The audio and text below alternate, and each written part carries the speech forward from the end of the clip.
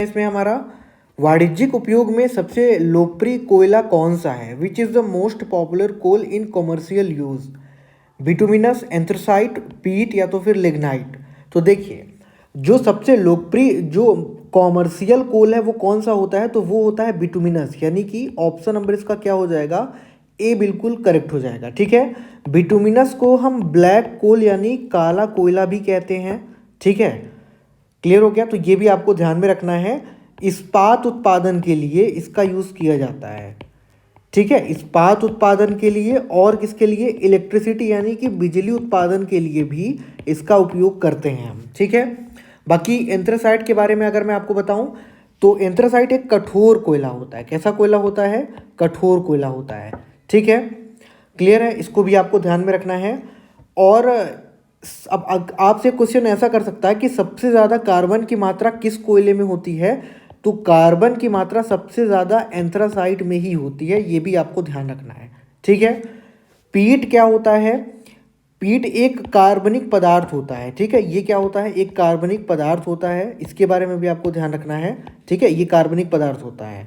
ठीक है, ये कहाँ पाया जाता है? तो ये पीटलैंड्स में, ठीक है, बोक्स वगैरह में पाया जाता है। पीटलैंड बोक्स में पाया जाता है। अब बच रहा है लिग्नाइट। तो लिग्नाइट को हम भूरा कोयला के नाम से भी जानते हैं। किस नाम से? भूरा कोयला के नाम से, यानी ब्राउन कोल के नाम से भी इसे जाना जाता है। ठीक है, अगला क्वेश्चन, नीरज चोपड़ा किस खेल से संबंधित है? Neeraj Chopra is related to which sport?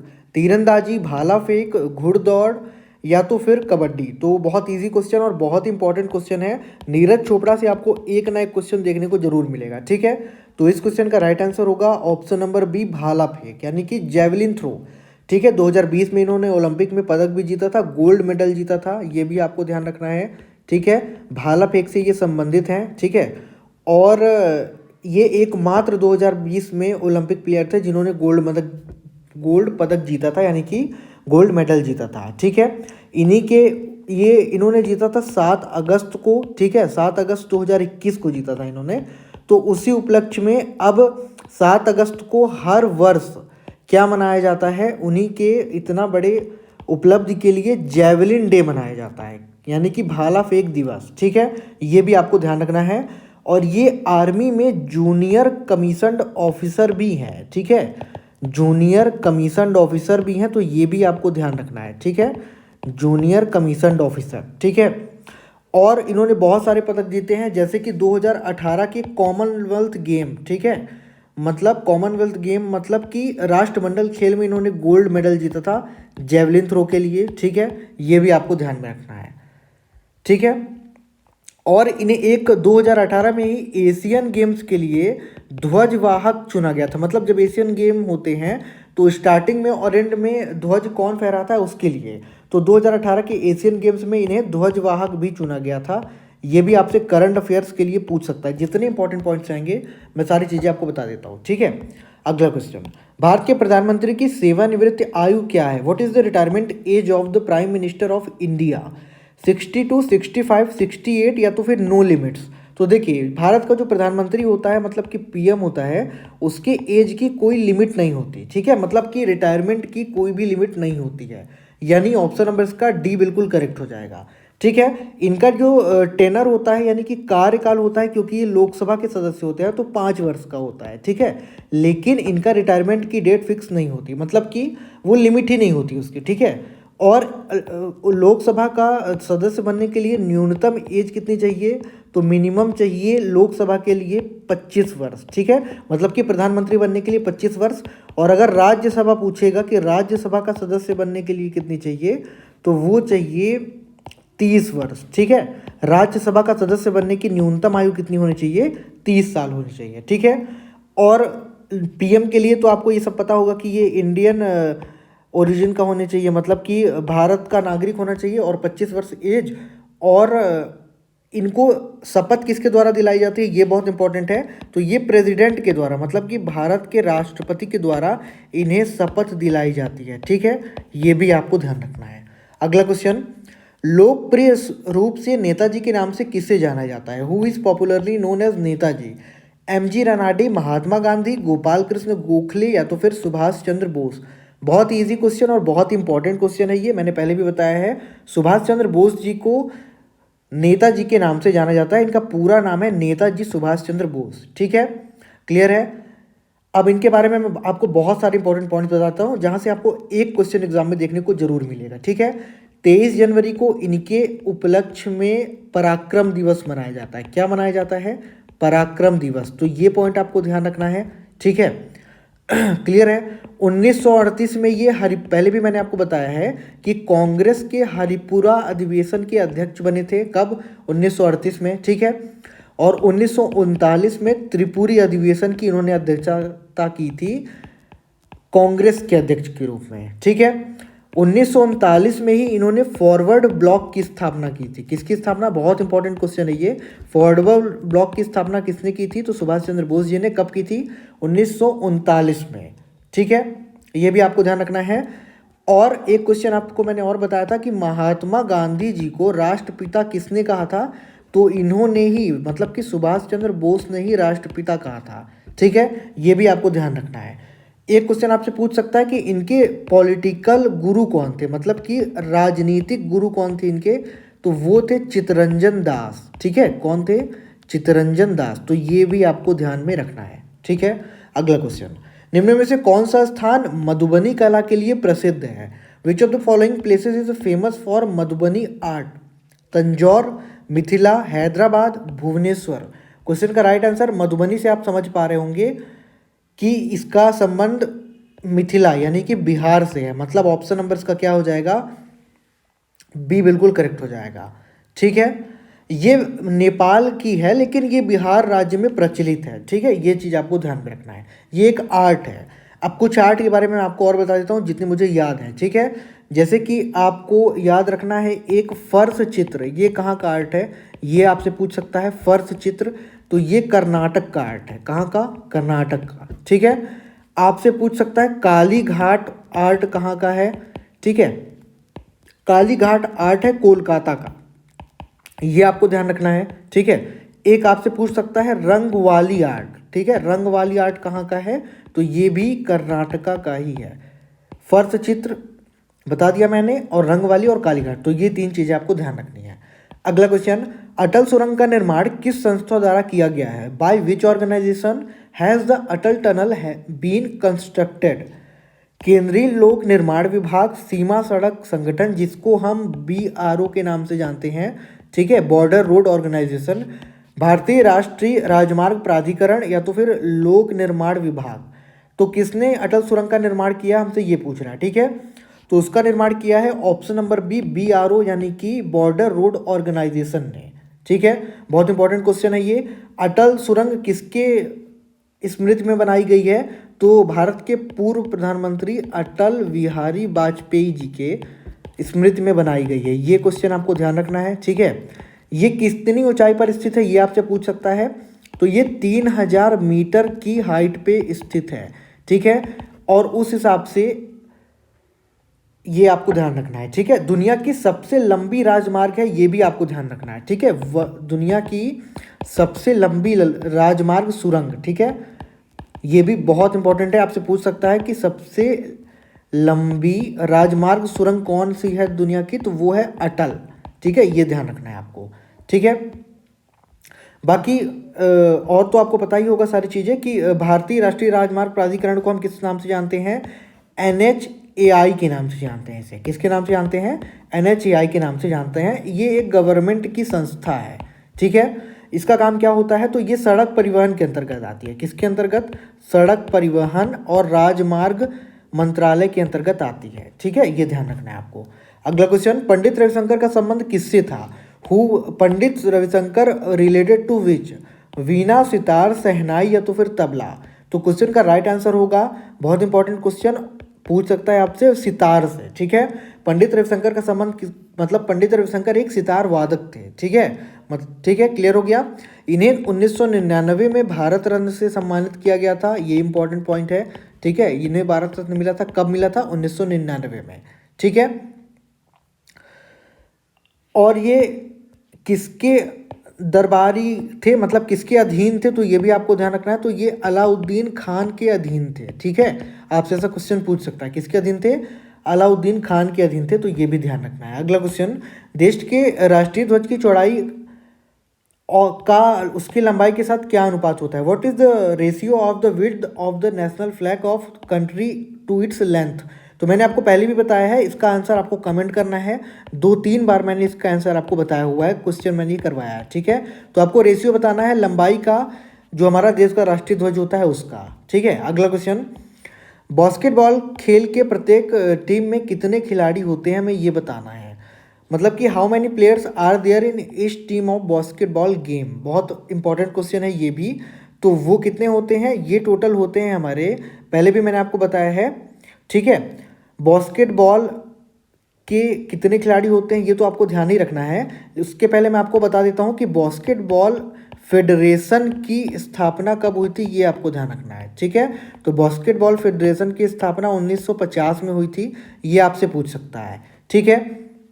देखिए, इस खेल में 2 टीम, मतलब इस खेल में जो बास्केटबॉल खेल होता है इसमें 2 टीम होते हैं, ठीक है। प्रत्येक टीम में 5-5 प्लेयर होते हैं। मतलब एक टाइम पे कितने प्लेयर खेलते हैं, तो एक टाइम पे 10 प्लेयर खेलते हैं, ठीक है। ये आपको ध्यान रखना है, कितने प्लेयर खेलते हैं, 10 प्लेयर, ठीक है। कुछ इंपॉर्टेंट आपको ध्यान रखना है बास्केटबॉल प्लेयर्स के नाम, जैसे कि सतनाम सिंह, ऐसा आपसे पूछ सकता है कि सतनाम सिंह किस खेल से संबंधित हैं, तो ये ध्यान रखना है आपको, ठीक है। एक आपको नाम याद रखना है अनीता पाल दुरई का, ठीक है, अनीता पाल दुरई, तो ये भी बास्केटबॉल से संबंधित हैं। और एक आपको याद रखना है अमृतपाल सिंह, ठीक है, ये भी बास्केटबॉल से ही संबंधित है, अमृतपाल सिंह, ठीक है। अगला क्वेश्चन, निम्न में से किस नृत्य शैली की उत्पत्ति दक्षिण भारत में नहीं हुई थी। विच of the following dance styles did not originate in south India. Kathakali, Kuchipudi, Sattriya या तो फिर भरतनाट्यम। तो देखिए, बहुत इंपॉर्टेंट क्वेश्चन है, नृत्य शैली से 1 या 2 क्वेश्चन आपके हर शिफ्ट में पूछेगा, ठीक है। तो जो दक्षिण भारत में जिसकी उत्पत्ति नहीं हुई है वो है सत्रिया, ठीक है। सत्रिया की उत्पत्ति दक्षिण भारत में नहीं हुई है, बाकी तीनों की उत्पत्ति दक्षिण भारत में हुई है। सत्रिया की उत्पत्ति कहाँ हुई है, तो सत्रिया कहाँ का नृत्य है, तो ये असम का नृत्य है, ठीक है। ये ध्यान में रखना है आपको। अब कुछ नृत्य के बारे में आपको बता देता हूँ मैं, जैसे कि भरतनाट्यम कहाँ का नृत्य है, तो भरतनाट्यम है तमिलनाडु का, ठीक है, ये ध्यान रखना है आपको। कुचिपुड़ी कहाँ का नृत्य है, तो कुचिपुड़ी नृत्य है आंध्र प्रदेश का, ठीक है, इसके बारे में भी आपको ध्यान रखना है। कथकली इंपॉर्टेंट है और बहुत इजी भी है, केरल का है, ठीक है। और आपसे कथक पूछ सकता है, कथकली और कथक में डिफरेंस होता है, ठीक है। कथकली कहाँ का है, केरल का, और कथक कहाँ का है, तो कथक है उत्तर प्रदेश का, तो इसके बारे में भी आपको ध्यान में रखना है। और एक आपको याद, सत्रिया तो मैंने बता ही दिया, ठीक है, तो बस इतना ही आपको ध्यान रखना है। अगला क्वेश्चन, 1917 की रूसी क्रांति का नेतृत्व किस दल ने किया। Which party led the Russian revolution of 1917। Socialist, Narodnik, Bolshevik या तो फिर मेंशविक। तो किसने किया था 1917 में रशियन रिवॉल्यूशन का नेतृत्व, तो ये किया था बोल्शेविक पार्टी ने, यानी ऑप्शन नंबर इसका क्या हो जाएगा, सी बिल्कुल करेक्ट हो जाएगा, ठीक है। इसमें आपको इतना ही ध्यान में रखना है। अगला क्वेश्चन, निम्न में से कौन सा वैज्ञानिक खोज युग्म सही नहीं है। Which of the following scientist discovery is incorrect, हमें ये बताना है। अर्नेस्ट रदरफोर्ड का दिया हुआ है क्या, इलेक्ट्रॉन। थॉमस अल्वा एडिसन, बिजली, ठीक है। अल्बर्ट आइंस्टीन, सापेक्षता का सिद्धांत। और फिर दिया हुआ है क्या, जेम्स चैडविक, न्यूट्रॉन। तो क्या होगा इसका राइट आंसर, हमें क्या बताना है कि कौन सा युग्म सही नहीं है, ठीक है। तो पहले भी मैंने आपको बताया कि थॉमस अल्वा एडिसन ने किसका आविष्कार किया था, तो इन्होंने किया था बिजली का, ठीक है। अल्बर्ट आइंस्टीन ने सापेक्षता का सिद्धांत दिया था, जो कि क्या है, E=mc², ठीक है। जेम्स चैडविक ने न्यूट्रॉन का आविष्कार किया था। अर्नेस्ट रदरफोर्ड ने इलेक्ट्रॉन का आविष्कार नहीं किया था, ठीक है। यानी इसका क्या हो जाएगा, ऑप्शन नंबर ए बिल्कुल करेक्ट हो जाएगा। अर्नेस्ट रदरफोर्ड ने किसका आविष्कार किया था, तो इन्होंने आविष्कार किया था प्रोटॉन का, ठीक है, ये आपको ध्यान में रखना है, ठीक है। अगला क्वेश्चन, निम्न में से किस राजा ने बौद्ध धर्म का प्रचार किया। Which of the following Kings propagated Buddhism. Bimbisara, Ashok, Chandragupta Maurya या तो फिर बिंदुसार। तो राइट आंसर होगा हमारा ऑप्शन नंबर बी, अशोक ने, ठीक है। अशोक ने बौद्ध धर्म का प्रचार किया था, उसका शासनकाल कब से कब तक का था, तो 265 से लेकर के 238 ईसा पूर्व तक था। ठीक है। मौर्य साम्राज्य का ये पहला बौद्ध राज्य था। ठीक है, मतलब पहला प्रमुख बौद्ध राज्य था अशोक के अधीन। ठीक है, ये भी आपको ध्यान रखना है। और आपको याद रखना है बिंदुसार के बारे में। तो बिंदुसार का क्या आपको याद रखना है, बिंदुसार जो था वो ब्राह्मणवाद का पालन किया था। ठीक है, आपसे ये पूछ सकता है ऐसे क्वेश्चन कि निम्न में से किसने ब्राह्मणवाद का पालन किया था बौद्ध धर्म के अनुसार। ठीक है, ये भी आपको ध्यान रखना है।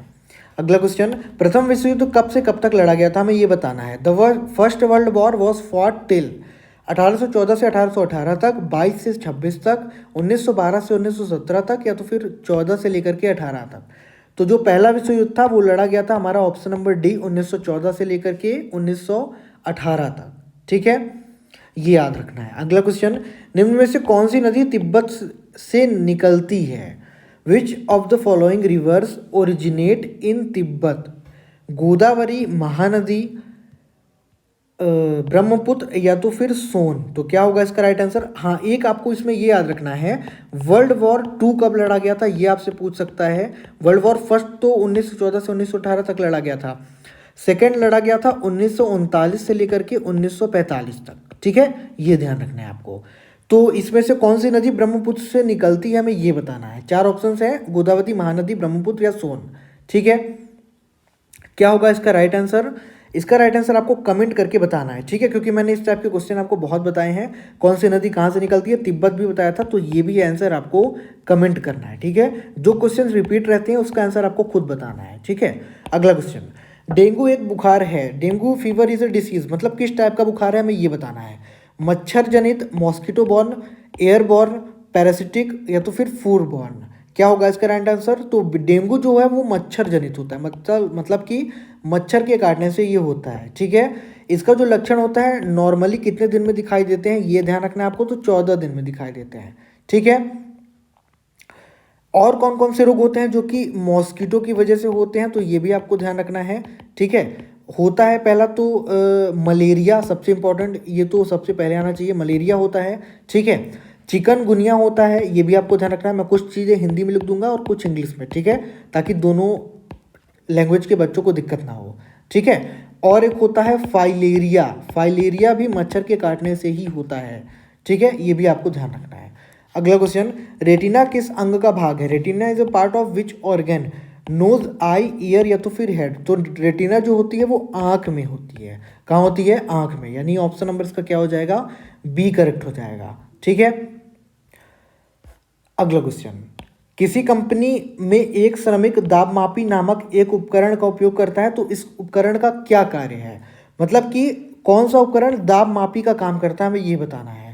यह प्रकाश की तीव्रता को मापता है, यह विद्युत रोध को मापता है, या तो फिर दूध की शुद्धता को मापता है, या गैस के दबाव को मापता है।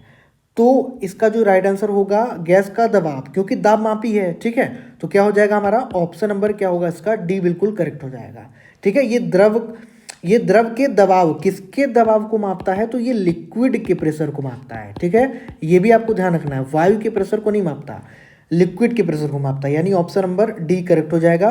ठीक है, ये कितने टाइप का होता है तो ये भी ध्यान रख लेना, नाम नहीं याद रखना आपको, ये याद रखना कि 4 टाइप्स का होता है। मैं ऐसे ही बता देता हूँ, पहला तो यूट्यूब होता है, यूट्यूब वाला। ठीक है, एक होता है संवर्धित। ठीक है, एक होता है वेल प्रकार का, और एक होता है प्रवृत्त। ये आपको मतलब ऐसे ही नोट नहीं करना, मतलब ध्यान रखना है आपको। ठीक है, अगला क्वेश्चन, हमारे मुंह में मौजूद लार डैश के रूपांतरण में मदद करता है। The saliva present in our mouth helps in the conversation of, protein से पेप्टॉन, प्रोटीन से अमीनो, स्टार्च से ग्लूकोज, या तो फिर ग्लूकोज से फ्रक्टोज। तो क्या होगा इसका राइट आंसर, स्टार्च से ग्लूकोज में परिवर्तित करता है जो हमारे मुंह में लार होता है वो। ठीक है, ये कहाँ से स्त्रावित होता है, तो ये लार ग्रंथियों से स्त्रावित होता है। कहाँ से स्त्रावित होता है, लार ग्रंथियों से। ठीक है, जो लार होता है कितने % पानी से मिलकर बनता है, तो 98% वाटर, और इसमें 2% जो होता है वो पाचक किण्वन होते हैं। क्या होते हैं, पाचक किण्वन। ठीक है, तो ये ध्यान रखना है।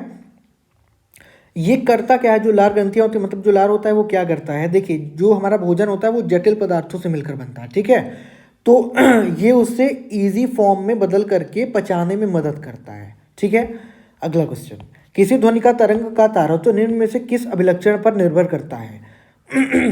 The pitch of a sound wave depends on which of the following characteristic? Speed, intensity, dimension या तो फिर फ्रीक्वेंसी। तो क्या होगा इसका राइट आंसर? तो कोई भी ध्वनि तरंग का जो तारतम्य होता है, मतलब कि पिच होती है, वो फ्रीक्वेंसी पे निर्भर करती है। यानी ऑप्शन नंबर क्या होगा इसका? बिल्कुल डी बिल्कुल करेक्ट हो जाएगा। ठीक है। देखिए, एक चीज़ आपको मैं आप बता देता हूँ थोड़ा सा ग्राफ से समझा करके, 1 मिनट लगेगा इसमें। ठीक है, यहाँ पे होता है टाइम, मान लेते हैं। ठीक है, लोअर पिच हो गई ये हमारी, ये क्या हो गई? Lower pitch. और ये क्या हो गया हमारा? ये हो गया हमारा पीरियड। ठीक है, और एक हो गया हमारा, ये इधर हो जाए, मान लेते हैं लो फ्रिक्वेंसी। ठीक है, तो ऐसे ये हो गई हमारी फ्रिक्वेंसी। ठीक है, यहाँ पे आ गया हमारा टाइम। अब यहाँ पे क्या हो जाएगी? हाइयर पिच हो जाएगी। ठीक है, क्या हो जाएगी? Higher pitch.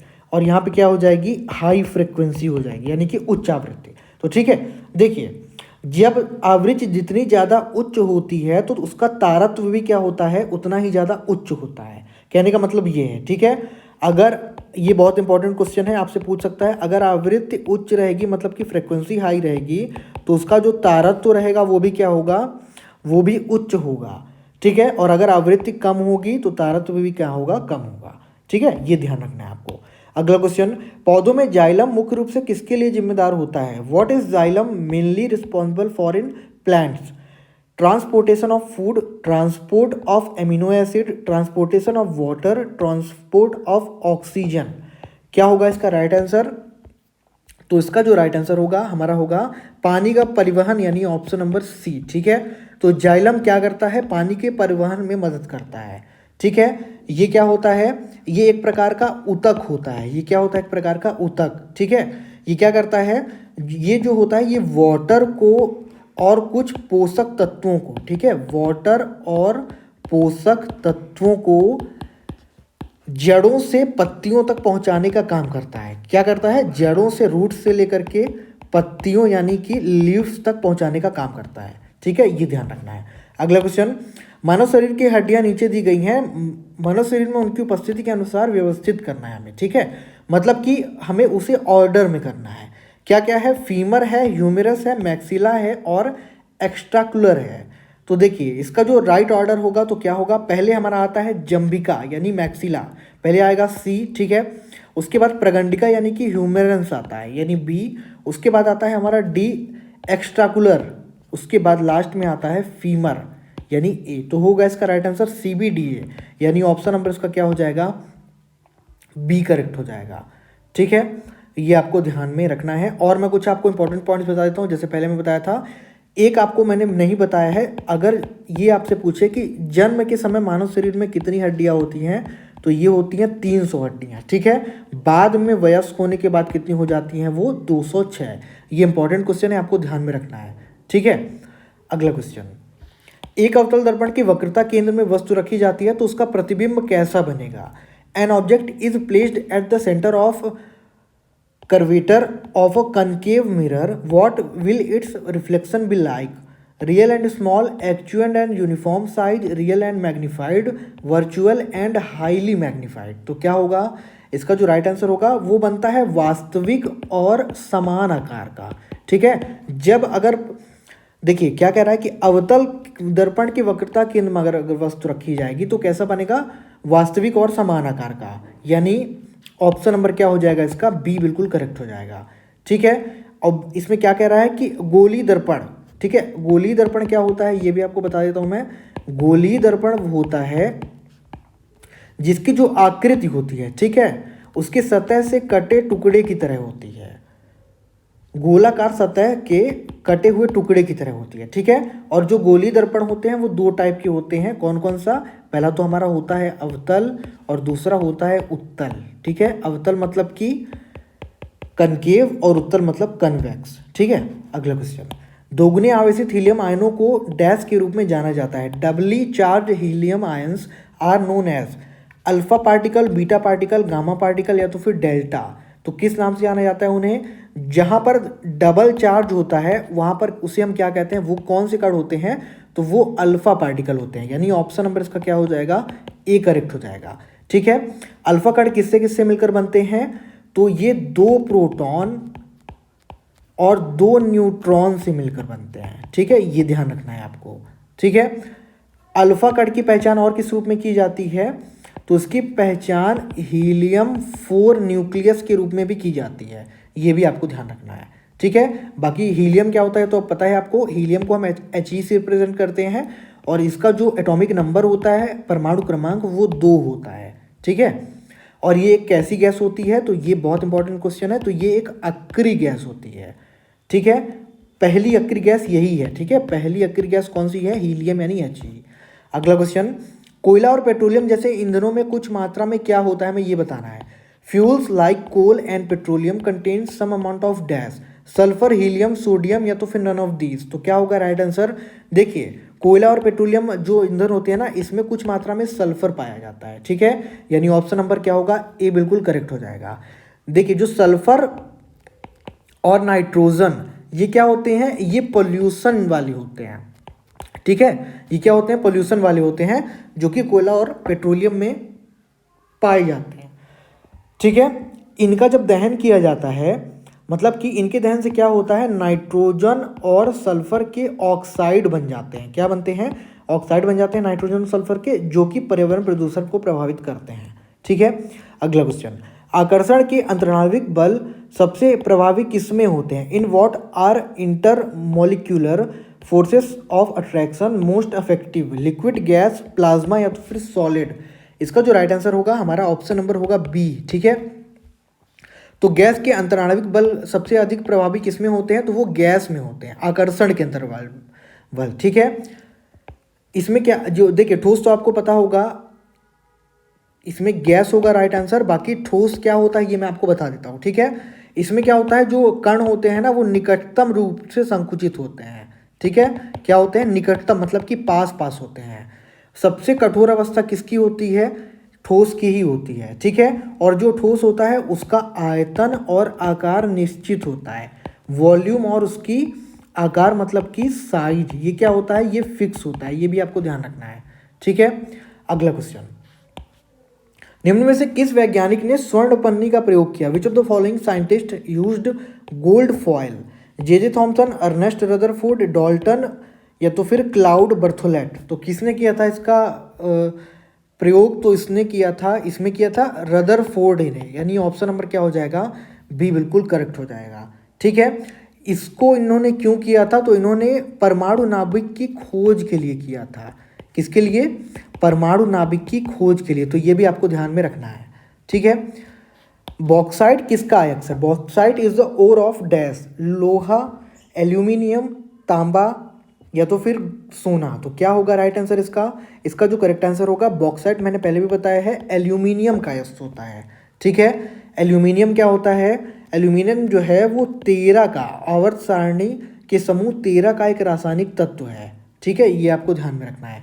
इसका जो इसको हम किससे दर्शाते हैं एल्यूमिनियम को, तो इसको हम Al से दर्शाते हैं। ठीक है, अगला क्वेश्चन, ओम के नियम का प्रतिनिधित्व करने वाला सूत्र क्या है, मतलब कि ओम का नियम का सूत्र क्या है, हमें ये बताना है। तो बहुत इजी और इंपॉर्टेंट क्वेश्चन है ये। ओम का नियम का जो सूत्र होता है, तो V इज इक्वल टू होता है A इंटू ये। ठीक है, इसको क्या कहते हैं मुझे भी ध्यान नहीं आ रहा, आप कमेंट कर सकते हैं इसको किस नाम से जाना जाता है। ठीक है, देखिए ओम का नियम होता क्या है, ओम का नियम होता है इज, वैसे बेसिक ओम का नियम होता है इज इक्वल टू IR। ठीक है, क्या होता है, इज इक्वल टू IR होता है, मतलब कि यहाँ पर देखिए इसको कहने का मतलब होता है कि वोल्टेज बराबर, ठीक है, धारा गुणे प्रतिरोध, ये होता है ओम का सूत्र। Voltage is equal to current into resistance यानी कि प्रतिरोध। ठीक है, V इज इक्वल टू, इस हिसाब से क्या हो जाता है, ओम, इसको ओम से रिप्रेजेंट करते हैं। ठीक है, ये जो चिन्ह होता है इसको ओम से, तो V is equal to A into ohm होता है। ठीक है, ओम का नियम क्या कहता है, तो ओम का नियम कहता है कि जो एक सुचालक होता है, ठीक है, क्या, एक सुचालक, उसमें दो बिंदुओं के बीच जो धारा होती है, ठीक है, उसमें जो वोल्टेज होता है वो उसके अनुक्रमानुपाती होती है। ठीक है, ये ध्यान रखना। कहने का मतलब कि एक सुचालक के बीच दो बिंदुओं के बीच धारा दो बिंदुओं में वोल्टेज की क्या होती है, अनुक्रमानुपाती होती है। यही ओम का नियम है। ठीक है, अगला क्वेश्चन, रात्रि आकाश में सबसे चमकीले तारे का नाम क्या है? What is the name of the brightest star in the night sky? Pole star, Sirius, Venus या तो फिर सन। तो क्वेश्चन का जो राइट आंसर होगा हमारा होगा ऑप्शन नंबर बी, सीरियस। ठीक है, तो सबसे चमकीला तारा आपसे पूछ सकता है, ये अगर आपको हटा दिया जाए तो भी इसका आंसर यही होगा। ठीक है, सबसे चमकीला तारा कौन सा होता है? तो सीरियस होता है। सीरियस को डॉग स्टार के नाम से भी जाना जाता है, तो ये भी आपको ध्यान रखना है। ठीक है, ये जो होता है तो ये सूर्य के आकार का दुगुना होता है, लेकिन काफ़ी दूर है, इस वजह से छोटा प्रतीत होता है। ठीक है, क्लियर हो गया। बाकी इसमें ध्रुव तारा है, तो ध्रुव तारा को उत्तर तारा भी कहा जाता है। क्या कहा जाता है? नॉर्थ स्टार, यानी उत्तर तारा के नाम से भी जाना जाता है। ठीक है, ये आपको ध्यान रखना है। बाकी शुक्र क्या होता है? तो शुक्र सौर मंडल का दूसरा ग्रह है। ठीक है, सौर मंडल का दूसरा ग्रह है ये। इसे सांझ का या तो भोर का तारा भी कहा जाता है। सांझ या भोर का तारा भी इसे कहा जाता है। ठीक है, और ये सबसे चमकीला ग्रह होता है। ठीक है, ये भी आपको ध्यान रखना है। सबसे चमकीला ग्रह सौरमंडल का कौन सा है? तो वो है शुक्र। ठीक है, अगला क्वेश्चन, अब हमारा यहाँ से मैथ के क्वेश्चन स्टार्ट हो रहे हैं। ठीक है, तो मैथ का क्वेश्चन हमारा पहला है। इसमें कह रहा है कि 21 का स्क्वायर हमें बताना है, तो ये तो बहुत ईजी है। ये इसमें क्या कह रहा है, देखिए इसका कहने का मतलब है, स्क्वायर का मतलब आपको पता होना चाहिए, जिस भी संख्या में ये दिया हो मतलब उसी संख्या में उसी संख्या का हमें गुणा कर देना है। ठीक है, तो 21 में हम 21 का गुणा कर देंगे तो एक आ जाएगा यहाँ पे, 2 दूनी 4 और 2 दूनी 4, 441, यानी ऑप्शन नंबर इसका डी करेक्ट हो जाएगा। ठीक है, अगला क्वेश्चन, इसको सरल करना है। ठीक है, मतलब ये सिंप्लीफिकेशन का क्वेश्चन है। सरल करना है तो इसको हम बोधमास प्रमेय से सरल करेंगे। बोधमास प्रमेय क्या होती है? तो पहले भी मैंने आपको एक दो सवाल करवाया हुआ। बोधमास प्रमेय में हम सबसे पहले सॉल्व करते हैं भाग को, उसके बाद करते हैं गुणा को, उसके बाद प्लस, उसके बाद माइनस। ठीक है, इसका प्रयोग हम करते हैं। ठीक है, अब हम इसको सॉल्व कर लेते हैं। तो 200 गुणे 100 माइनस 20 प्लस 1000 भाग में 10। ठीक है, तो पहले क्या करेंगे, 1000 में हम 10 का भाग कर देंगे तो यहाँ पे कितना आ जाएगा, 100 आ गया। ठीक है, बाकी चीज़ें वैसे ही उतार लेते हैं, -100 और गुणे 200। ठीक है, अब इसको हम सॉल्व कर लेते हैं। तो 200 में जब 100 का गुणा करेंगे तो कितना आएगा, ये आएगा हमारा 2 2 4, यानी कि 4 0। ठीक है, और ये 100 में से 20 घट गया तो कितना आ गया, 80 आ गया। तो कितना आ गया, 20,080, यानी कि ऑप्शन नंबर डी करेक्ट हो जाएगा। ठीक है, अगला क्वेश्चन, किसी संख्या के 1/6 का मान 53 है, उस संख्या के 57% का मान क्या होगा? The value of 1/6 of number is 53, what is the value of 57% of that number? ठीक है, देखिए मान लेते हैं वो नंबर क्या है, x है। ठीक है, तो क्या कह रहा है, उसकी वैल्यू कितनी है, 1/6 की 53। तो मतलब कि x का 1/6 बराबर कितना है, 53 है। ठीक है, तो यहाँ से x बराबर कितना आ जाएगा, 53 गुणे 6, 6 18 और 6 30, 3 31। ठीक है, यानी 318 ये आ गया। अब हम क्या करेंगे, यहाँ पे हम एक सूत्र लगाएंगे। सूत्र क्या होता है, x% बराबर x/100 इंटू 100, ये सूत्र हम लगा लेंगे। ठीक है, तो 318 का क्या निकालना है हमें, 57% निकालना है। तो क्या हो जाएगा, x क्या है, 57 है, तो 57/100 गुणे 318। ठीक है, इसको अब हम सॉल्व कर लेते हैं। तो 57 में इसका भाग कर लेंगे तो कितना आ जाएगा, 0.057, इतना ही आएगा, इतना। ठीक है, अब इसमें 318 का गुणा कर देंगे तो कितना आ जाएगा, ये आ जाएगा हमारा 6 8 7 56 2, और ये हो जाएगा हमारा 0.138 और ये 181.26, यानी ऑप्शन नंबर इसका ए करेक्ट हो जाएगा। ठीक है, अगला क्वेश्चन, वह सबसे छोटी संख्या ज्ञात कीजिए जिससे 45 को गुणा करने पर वो एक पूर्ण वर्ग बन जाए। ठीक है, find the smallest number by which 45 when multiplied makes it a perfect square. ठीक है, तो 45 कह रहा है, मतलब इसको हम क्या लिख सकते हैं, 3 3 ज़ा 9 और 9 5 ज़ा 45। ठीक है, अगर मैं कहूँ कि इसका हम 5 से मल्टीप्लाई कर दें तो हो सकता है कि ये एक पूर्ण वर्ग बन जाए। ठीक है, तो 45 में जब हम 5 का गुणा करेंगे तो कितना आएगा, 225 आएगा। अब 225 किसका वर्ग होता है, 225 शायद होता है 15 का, है ना। हाँ, तो 15 का ये वर्ग होता है। तो उस हिसाब से इसका जो क्या कह रहा था कि कौन सी संख्या में हम 45 को गुणा करें तो पूर्ण वर्ग बन जाए, मतलब कि 5 का हम डायरेक्ट गुणा कर देंगे तो क्या आ गया, 225, यानी ऑप्शन नंबर सी करेक्ट हो जाएगा। ठीक है, अगला क्वेश्चन। दो वृत्तों की परिधि क्रम से 198 सेंटीमीटर और 352 सेंटीमीटर है, तो उनकी त्रिज्याओं के बीच का अंतर कितना है। The circumference of two circles are 198 centimetre and 352 centimetre respectively. What is the difference between their radius. ठीक है, तो उनके बीच त्रिज्याओं के बीच में अंतर कितना होगा, हमें ये बताना है। ठीक है, तो बहुत बार मैंने आपको बताया है। देखिए इसमें परिधि कितनी है, परिधि है 198 सेंटीमीटर और 352 सेंटीमीटर। ठीक है, परिधि का सूत्र क्या होता है, तो परिधि का, वृत्त की परिधि का सूत्र होता है 2πr। यहाँ पे r क्या होती है, r होती है रेडियस यानी कि त्रिज्या। ठीक है, अब हम मान के चलते हैं कि रेडियस दो तो क्या है, r और r2 है, r1 और r2। तो अब हम इस फॉर्मूले में इसको रख देंगे। ठीक है, तो 2πr की जगह हम क्या करेंगे, r1 r2 दोनों को लेके चलेंगे, क्योंकि हमें त्रिज्याओं के बीच का अंतर निकालना है। तो यहाँ मैं लिख लेता हूँ 2πr1 माइनस, सॉरी 2πr2 पहले कर लेते हैं, 2πr1 बाद में। ठीक है, क्योंकि 2πr2 की वैल्यू 352 है, वो बड़ा है। तो कितना आ गया, 352 माइनस 198।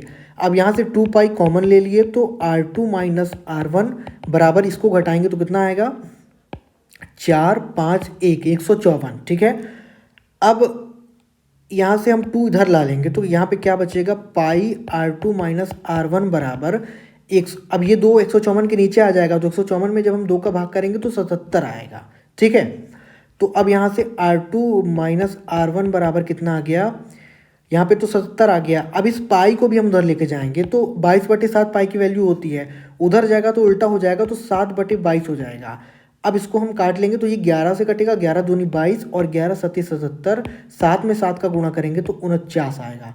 यानी ऑप्शन नंबर हमारा क्या हो जाएगा, 49। अब ये नीचे बटे में 2 है। ठीक है, तो r2 माइनस r1 बराबर कितना आ गया, 49 में 2 का भाग करेंगे तो 24.5, यानी ऑप्शन नंबर डी करेक्ट हो जाएगा। ठीक है, अगला question.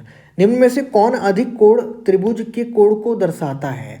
Which of the following represent the angle of an obtuse triangle. तो कौन सा दर्शा रहा है, हमें ये बताना है।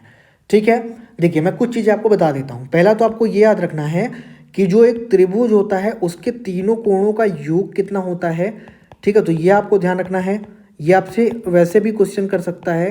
ठीक है, तो त्रिभुज के तीनों कोणों का योग होता है 180 डिग्री। कितना होता है, 180 डिग्री। ठीक है, 180 डिग्री होता है।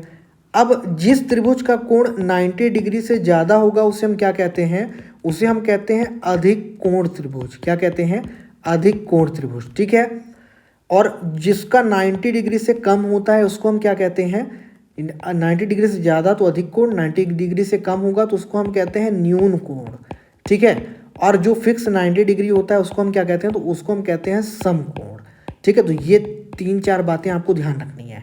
ठीक है, अब मैं एक विकल्प लेके चलता हूं, अधिक कोण को दर्शा रहा है, तो मान लीजिए मैं लेके चलता हूं किसको, 102 इसको। ठीक है, यही लेके चलता हूं मैं। ठीक है, तो इस वाले को लेके चलेंगे अगर हम, तो 102 जो है वो क्या है, 90 से बड़ा है। ठीक है, तो ये मैं कह सकता हूँ यहाँ पे कि 1 सेकंड यहाँ पे मिटा देता हूँ, 102 डिग्री बड़ा है 90 से, और 102 डिग्री को हम क्या कह सकते हैं, 46 प्लस ये इसकी जो वैल्यू है ये हमने यहाँ पे रख दी, तो इसको जोड़ने पे कितना आ रहा है, 180 डिग्री आ रहा है। ठीक है, तो क्या हो गया, यही हमारे मतलब तीनों को जोड़ देने पर जो आ गया वही हमारा आंसर हो गया। अब इन दोनों को आप जोड़ेंगे तो 90 और 110 मतलब कि ये 200 हो जाएगा, तो ये बहुत ज़्यादा हो जाएगा। अधिक कोण क्या होता है, जहाँ पर 180 डिग्री बने वो अधिक कोण कहलाता है। ठीक है, यानी इसका हमारा ऑप्शन नंबर सी करेक्ट हो जाएगा।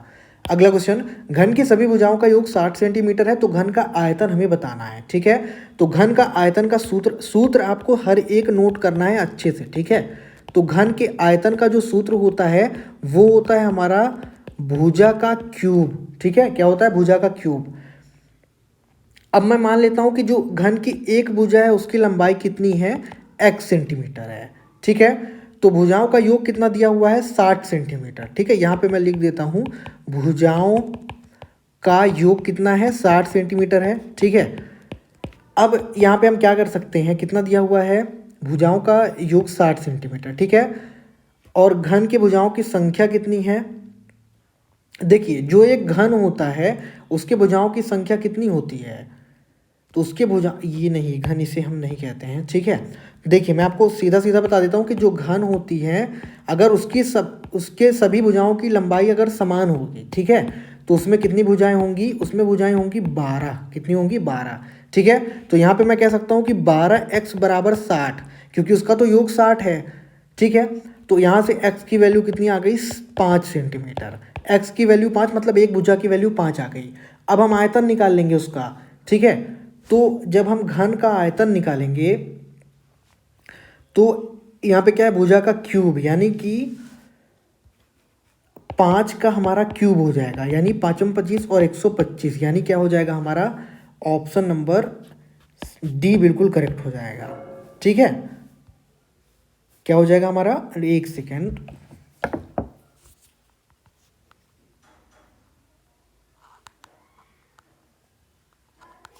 हाँ थोड़ा स्पीकर में प्रॉब्लम था। तो यहाँ पे हमारा क्या हो गया, ऑप्शन नंबर डी बिल्कुल करेक्ट हो गया, ठीक है। यानी 125 कैसे आया, भुजा का क्यूब कर दिया हमने इजी से, तो आ गया। घन कैसा होता है ये मैं बनाने की ट्राई करता हूँ, अगर आप समझ में आ जाए तो, ठीक है। ऐसे ऐसे कुछ होता है ये, ठीक है। एक सेकेंड, ये पहले मान लीजिए ये यहाँ गया, ठीक है, ऐसा, फिर ये ऐसा, ठीक है। उसके बाद ये आता है नीचे। परफेक्ट तो नहीं बनेगा क्योंकि काफ़ी टाइम हो गया है, पर जैसा भी बनेगा,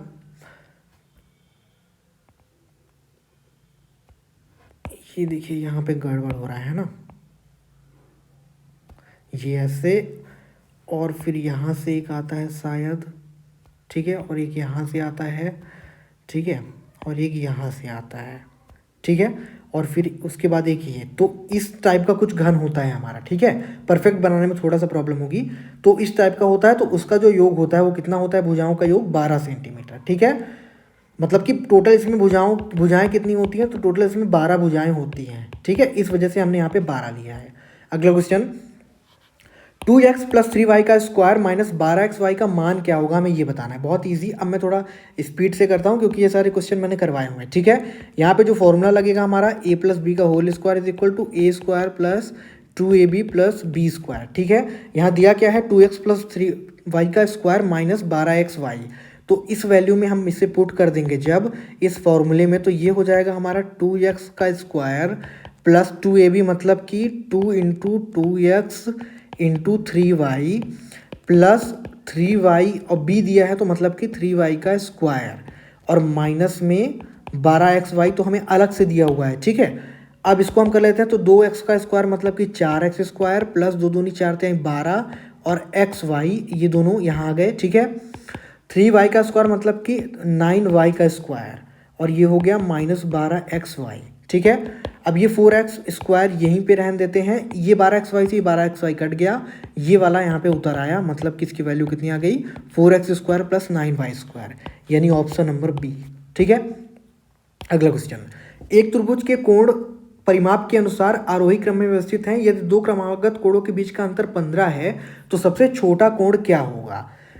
The angles of triangle are arranged in ascending order of magnitude if the difference between two consecutive angles is 15 degree, then what is the smallest angle, ठीक है। पहले मैंने आपको बताया है त्रिभुज के तीनों कोणों का योग कितना होता है, 180 डिग्री, और मैं मान लेता हूँ इसमें क्या कह रहा है कि क्योंकि तीन भुजाएं होती हैं, मतलब 3 कोण होंगे त्रिभुज में, ठीक है।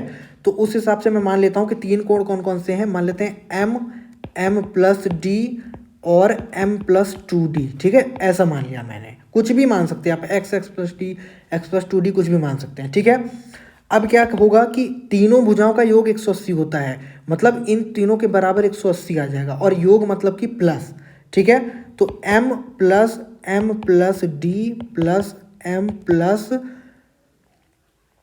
2d बराबर कितना, 180 डिग्री, ठीक है। अब देखिए यहाँ पे दो क्रमागत कोणों के अंतर कितना है, 15 है। ठीक है, तो पहला वाले में तो हमने m लिख दिया, दूसरे वाले में हमने लिख दिया 15। और क्योंकि d की वैल्यू कितना है, क्रमागत अंतर, अंतर का मतलब डिफरेंस क्या है, d की वैल्यू है 15। ठीक है, तो m की वैल्यू हमने 15 रख दी और यहाँ पे भी 15 रखेंगे तो 15 दूनी 30 हो जाएगा, मतलब कि m + 30 बराबर 180 डिग्री। ठीक है, अब इसे मैं सॉल्व कर लेता हूँ। तो 15 में 30 जोड़ेंगे तो 45 आएगा और यहाँ पे 1m 2m 3m, मतलब कि 3m बराबर 45 ये हो गया और 45 को हम उधर भेज देंगे जब, तो 180 - 45 हो जाएगा। ठीक है, तो 3m बराबर कितना आ गया, 135, यानी कि m बराबर कितना आ जाएगा, 45। ठीक है, ऑप्शन नंबर इसका सी करेक्ट हो जाएगा। अगला क्वेश्चन, एक व्यक्ति अपने पुत्र से 24 वर्ष बड़ा है, 2 वर्ष उपरांत उसकी आयु अपने पुत्र की आयु की दुगनी हो गई, तो पुत्र की वर्तमान आयु क्या है। A man is 24 years older than his son. After 2 years, his age will be twice the age of his son. What is the present age of the son? ठीक है, तो देखिए 2 वर्ष बाद मान लेते हैं पुत्र की आयु कितनी है, x। ठीक है, तो 2 वर्ष बाद व्यक्ति की आयु कितनी हो जाएगी, क्योंकि दुगनी है तो 2x हो जाएगी। अब अगर मैं कहूँ कि पुत्र की वर्तमान आयु, ठीक है, मतलब कि जो उसका सन है उसकी करंट एज कितनी है, तो वो कितनी है, x - 2, क्योंकि उसकी आधी है, वो पहले भी बताया गया है। तो व्यक्ति की वर्तमान आयु उस हिसाब से कितनी आ जाएगी, क्योंकि पुत्र की हो गई x - 2, क्यों हो गई, क्योंकि उसका आधा था, तो उस हिसाब से पिता की कितनी आ जाएगी, 2x - 2, क्योंकि ये दुगना हो जाएगा तो 2x लगा देंगे, बाकी वैसा ही आ जाएगा।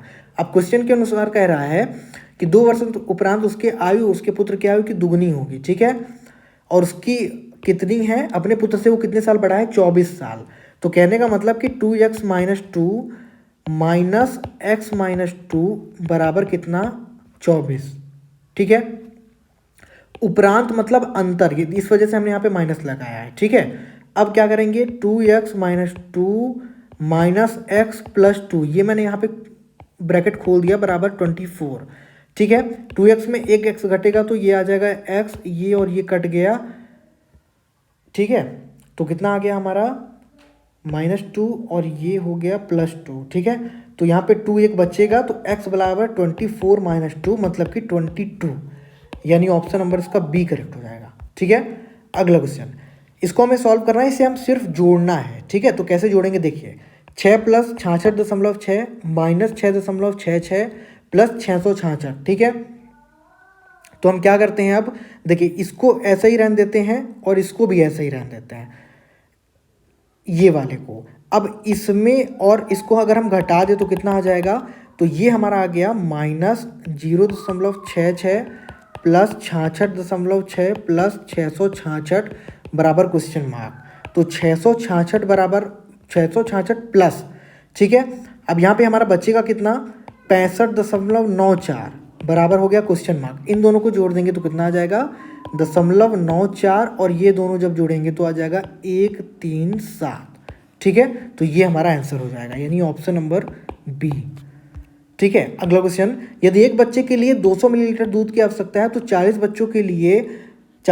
बच्चों वाली कक्षा के लिए आवश्यक दूध की मात्रा कितनी होगी, हमें ये बताना है। ठीक है, देखिए टोटल 200 मिलीलीटर है एक बच्चे के लिए। ठीक है, अब बच्चों की संख्या कितनी है, स्टूडेंट्स कितने हैं, 40 हैं, तो आवश्यक दूध कितना हो जाएगा, तो ये हो जाएगा हमारा 200 × 40, मतलब कितने दूध की आवश्यकता होगी टोटल, एक ये हो जाएगी हमारी 8000 मिलीलीटर की। 1 लीटर में कितने मिलीलीटर होते हैं, तो ये होते हैं 1000 मिलीलीटर। तो 8000 के हिसाब से अगर हम जोड़ें कि 8000 मिलीलीटर बराबर, तो 8000 बटे 1000 मतलब कि 8 लीटर। ठीक है, यानी ऑप्शन नंबर डी करेक्ट हो जाएगा। अगला क्वेश्चन, दीवार से सटी एक सीढ़ी का उन्नयन कोण 60 डिग्री है और सीढ़ी का निचला सिरा दीवार से 4.6 मीटर की दूरी पर है, तो सीढ़ी की लंबाई क्या है। The angle of elevation of a ladder against a wall is 60 degree and the bottom of the ladder is a distant of 4.6 metre from the wall. What is the length of the ladder. ठीक है, मान लेते हैं ये एक उसका वो है, ठीक है, डायग्राम। यहाँ पे मान लिया मैंने ए है, ये बी है और ये सी। कोण कितने का बन रहा है, 60 डिग्री का बन रहा है। ठीक है, और क्या कह रहा है कि जो सीढ़ी का निचला सिरा है वो दीवार से 4.6 मीटर की दूरी है। मान लेते हैं ये निचला सिरा और ये दीवार है और ये निचला सिरा है, इसकी दूरी कितनी है 4.6 और ये मान लिया हमने x, ठीक है। अब हमें क्या करना है कि सीढ़ी की लंबाई ज्ञात करनी है, ठीक है। तो यहाँ पे ट्रायंगल बन रहा है कौन सा, ABC, ठीक है। तो ABC में अगर मैं कहूँ cos C बराबर कितना आ जाएगा, देखिए cos क्या होता है, देखिए मैं आपको बताता हूँ, साइन के बाद आता है cos। तो cos जो होता है वो ट्रायंगल में कितना बनता है, ये मतलब cos की वैल्यू क्या होती है, आधार और लंब के हिसाब से। तो ये जो होती है इसको आपको ऐसे ध्यान रखना है, ठीक है, KKA। तो ये होता है आधार बटे कर्ण, यानी कि बेस अपॉन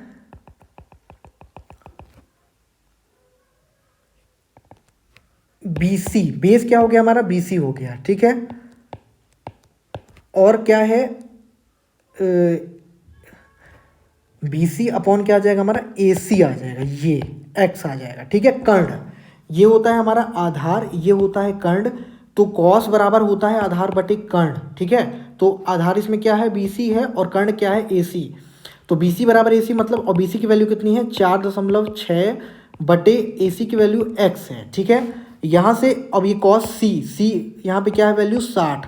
तो cos 60 बराबर कितना आ गया, 4.6 बटे एक्स। कॉस 60 की वैल्यू कितनी होती है, 1/2, ठीक है। तो 4.6 बटे एक्स, तो यहाँ से x बराबर 4.6 में 9 का गुणा कर देंगे तो 9.2, यानी ऑप्शन नंबर डी करेक्ट हो जाएगा, ठीक है।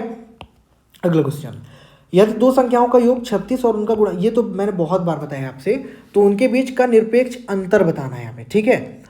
ये आपको आंसर कमेंट करके बताना है, क्योंकि इस तरह के क्वेश्चन मैंने आपको बताए हैं, LCM HCF का जो प्रोडक्ट होता है, ठीक है, इस तरह का मैंने आपको बताया है। मैं आपको फॉर्मूला बता देता हूँ इसमें कौन कौन सा लगेगा। तो पहला फॉर्मूला लगेगा x + y का होल स्क्वायर बराबर होता है x² + y² + 2xy, और इसमें एक फॉर्मूला लगेगा x - y का, ठीक है, क्योंकि निरपेक्ष अंतर कह रहा है तो प्लस और माइनस दोनों का लगेगा। तो ये होता है x² + y² - 2xy। तो आप सॉल्व कर लीजिए और इसका आंसर कमेंट करके बताइए, ठीक है। अगला क्वेश्चन, यदि 5x - 8 बराबर 7 है तो x की वैल्यू क्या होगी, ठीक है। बहुत इजी है ये, तो सबसे इजी क्वेश्चन आज का यही है। 5x - 8 बराबर 7, तो 5x बराबर 7 + 8, तो 5x बराबर हो गया हमारा 15, तो x बराबर हो गया 3, यानी ऑप्शन नंबर नहीं, बी बिल्कुल करेक्ट हो जाएगा, ठीक है। अब यहाँ से हमारा रीजनिंग का क्वेश्चन स्टार्ट हो रहा है, ठीक है। आम का संबंध फलों से है, तो वैसे ही वेल का संबंध किससे है। Mango is related to fruit, similarly well is related to dash, reptile, rodents, mammal या तो फिर सार्क। तो देखिए जैसे आम एक फल होता है, वैसे ही वेल एक स्तनपायी होता है, यानी मैमल होता है, ठीक है। बाकी सरीसृप क्या होता है, सरीसृप की श्रेणी में आते हैं सांप और छिपकली, ठीक है, जो रेप्टाइल ये आते हैं, सांप छिपकली वगैरह, ठीक है, क्लियर है। कृंतक की श्रेणी में, रोडेंट्स की श्रेणी में क्या आता है, जैसे हो गया मूसक यानी कि चूहा, ठीक है, खरगोश हो गया, ठीक है, और आता है हमारा ये सारी चीज़ें, ठीक है। सार्क क्या होता है, तो सार्क एक मछली होती है, ठीक है। अगला क्वेश्चन, निम्न में से दिए गए विकल्पों में से भिन्न का चयन करना है। संपादक, कृषक, बढ़ई, समाचार पत्र। तो इसमें कौन सा भिन्न है ये हमें बताना है। तो इसका जो राइट आंसर होगा हमारा ऑप्शन नंबर डी होगा। कैसे होगा, देखिए संपादक का एक व्यवसाय होता है जिसमें वो क्या करता है, समाचार पत्र छापता है, ठीक है। कृषक का व्यवसाय होता है जिसमें वो खेती किसानी करता है, ठीक है। बढ़ई का व्यवसाय होता है जिसमें वो फर्नीचर वगैरह का व्यापार करता है। लेकिन समाचार पत्र कोई व्यवसाय नहीं है, वो एक वस्तु है जो कि पढ़ने के काम में आती है, ठीक है। तो उस हिसाब से डी करेक्ट होगा। अगला क्वेश्चन, निम्न में से दिए गए विकल्पों में से बेजोड़ का चयन करना है, मतलब कि ऑड बताना है। मक्का, चावल, गेहूं, नींबू, कॉर्न, राइस, व्हीट या तो फिर लेमन, कौन सा डिफरेंस होगा। तो मक्का जो है ये एक खाद्य फसल है, ये क्रॉप होती है, ठीक है, कॉर्प, ठीक है, खाद्य फसल होती है। चावल भी होता है, गेहूं भी होता है, लेकिन नींबू क्या होता है, ये एक खट्टा फल होता है, ठीक है। तो उस हिसाब से क्या होगा, डी करेक्ट होगा, ठीक है। अगला क्वेश्चन, एक निश्चित कोड भाषा में 24,391 को इस चिन्ह से दर्शाया जा रहा है, तो 15,678 को इससे दर्शाया जा रहा है। तो हमें बताना है कि 654 को कैसे दर्शाएंगे हम, ठीक है। तो देखिए 24,391 को is equal not sigma x नहीं, इनफाइनाइट एक्स ये और स्टार, ठीक है। और 15678 को दर्शाया जा रहा है स्टार, बीटा, म्यू और इससे, ठीक है। तो हमें बताना है कि 6 5 4 3 2 को कैसे हम दर्शाएंगे। यहाँ पे 6 की वैल्यू कितनी है, म्यू है, तो म्यू लिख दिया हमने। 5 की वैल्यू बीटा, तो बीटा लिख दिया हमने। 4 की वैल्यू इन्फिनिटी, तो इन्फिनिटी हो गया। 3 की वैल्यू कितनी है, 3 की वैल्यू है एक्स, तो एक्स हो गया। और यहाँ पे 2 है, तो 2 की वैल्यू कितनी है, इज इक्वल नॉट। तो mu beta infinity x is equal not, यानी ऑप्शन नंबर हमारा क्या हो जाएगा, डी करेक्ट हो जाएगा, ठीक है। ये सारी चीज़ें इसी में आ रही हैं। लास्ट क्वेश्चन हमारा आज का, एक लड़का पूर्व की ओर 17 किलोमीटर चलता है। देखिए मैं डायग्राम से आपको समझा देता हूँ, ठीक है। देखिए ये जैसे मैंने हमेशा आपको बताया है, ये क्या हो गया हमारा, ईस्ट हो गया पूर्व, ये वेस्ट हो गया पश्चिम, ठीक है, ये नॉर्थ हो गया उत्तर, और ये साउथ हो गया दक्षिण, ठीक है। अब क्या कह रहा है कि पूर्व से 17 किलोमीटर चलता है पूर्व की ओर। मान लेते हैं कि ये पॉइंट ए है, तो यहाँ से वो कितना चला, 17 किलोमीटर, और ये पॉइंट हो गया हमारा बी। उसके बाद क्या किया, 5 किलोमीटर और चला, तो मान लेते हैं इधर चला, ठीक है, और बाएं मुड़ गया, ठीक है। तो ये हो गया उसकी डिस्टेंस कितनी, 5 किलोमीटर। उसके बाद कह रहा है कि फिर 6 किलोमीटर चला और यहाँ पे आके वो रुक गया। ये क्या हो गया, डिस्टेंस, ये उसका डेस्टिनेशन, यानी कि यहाँ पे वो आ गया।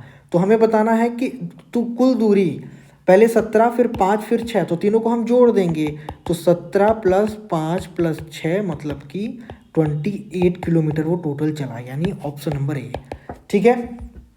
तो ये था हमारा आज का वीडियो, ठीक है, पूरे 50 क्वेश्चंस का। पीडीएफ आपको सॉल्यूशन के साथ टेलीग्राम पे मिल जाएगा, लिंक आपको डिस्क्रिप्शन में मिल जाएगी, ठीक है। एप्लीकेशन भी आपको डाउनलोड कर लेना है, क्योंकि आगे की जो क्लासेस होंगी आपकी चैप्टर वाइज सब्जेक्ट वाइज सारी एप्लीकेशन में ही होंगी, ठीक है। तो सारी चीज़ें आपको कर लेना, और एक चीज़ आपको याद रखना है कि नोट जरूर करना है हर एक लेक्चर को, ठीक है, क्योंकि यहाँ से आपको 100% एग्जाम में क्वेश्चन देखने को मिलेंगे, ठीक है। मिलते हैं जल्दी नेक्स्ट वीडियो में, तब तक के लिए थैंक यू।